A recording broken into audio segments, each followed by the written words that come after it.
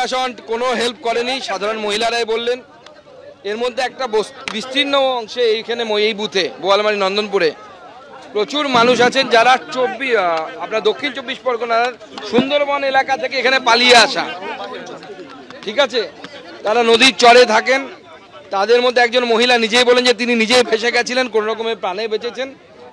প্রশাসন এখানে রাজনীতি করছে।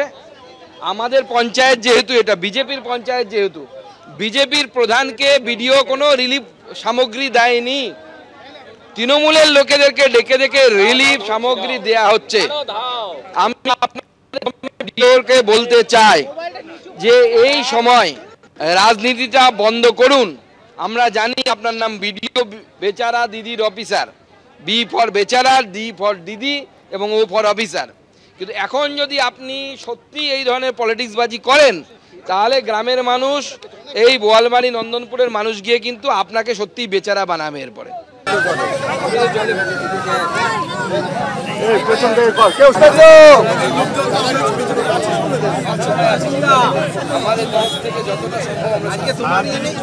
আপনাদের পাশে আছে।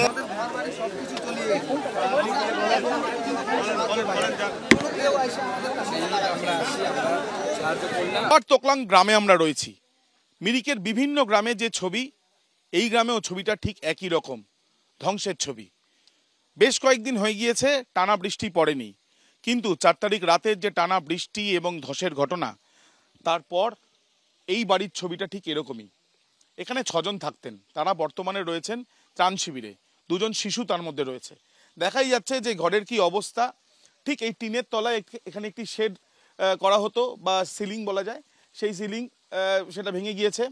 পাহাড়ের ঘর যেমন হয় যে কাঠ দিয়ে চারিদিক দিয়ে ঘেরা থাকে, সেই দেওয়ালগুলো কিন্তু সম্পূর্ণ ভেঙে গিয়েছে। এই যে দেখা যাচ্ছে সিলিংয়ের অংশ, সেটাও এখানে ভেঙে পড়ে আছে। মেঝে তৈরি করা হয়েছিল, সেটাও আর অবশিষ্ট নেই। এবং এখানে জানলা দরজা থেকে আরম্ভ করে সমস্ত কিছু তছনছ অবস্থায়। এই যে বাড়িতে যিনি থাকতেন, তিনি এখানে আজকে এসে পৌঁছেছেন। তার কারণ বিগত কয়েকদিন ধরে রাস্তা খারাপ থাকার জন্য এই গ্রামে আসা যাচ্ছিল না। আজকে থেকে যখন এই গ্রামে আসা শুরু হয়, তখন এসে এখানে খোঁজাখুঁজি শুরু হয়েছে এবং দেখা যাচ্ছে যে এখানে মাটি খুঁড়ে তাদের যে অবশিষ্ট সেগুলো বার করার তার চেষ্টা করছেন। এই অঞ্চলের মানুষ শুধুমাত্র একটি ঘর নয়, একাধিক জায়গায় এই ধরনের কিন্তু প্রভাব পড়েছে। এই অঞ্চলের মানুষরা তারা কিন্তু খোলা আকাশের তলায় দিনের বেলা এবং রাতের বেলা সবাই একসঙ্গে, কেউ কারোর বাড়িতে বা 1 জন বা 2 জনের বাড়িতে, এমনকি তাদের এখানে তাদের এই যে এখানে থাকার পেছনে কারণ হচ্ছে যে কোনো সময় আবার যদি বৃষ্টি পড়ে তাদের একটা আশঙ্কা রয়েছে।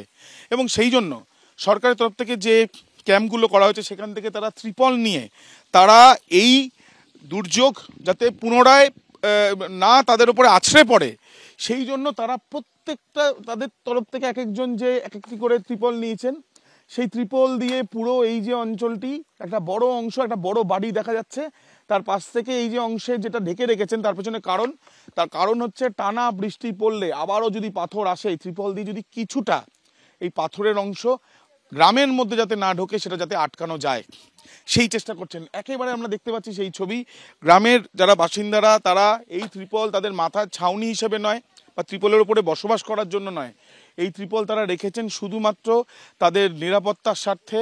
এই পাহাড় যতটাই নিদারুণ, ঠিক এই পাহাড়ের বাসিন্দারা বর্তমানে, বিশেষ করে মিরিকের যেখানে আমরা রয়েছি, এই গ্রামের বাসিন্দারা তারা কিন্তু ঠিক যেমনটা এই ব্যক্তিকে আমরা দেখছি নিজের ঘর থেকে, ঘরের তলায় এই ভেঙে যাওয়া বা এই ধ্বংসস্তূপের তলায় কিছু আছে কিনা সেটা খোঁজার চেষ্টা করছেন। এরকম অবস্থা অনেকেরই। ক্যামেরায় প্রবীর দের সাথে আবির দত্ত, এবিপি আনন্দ।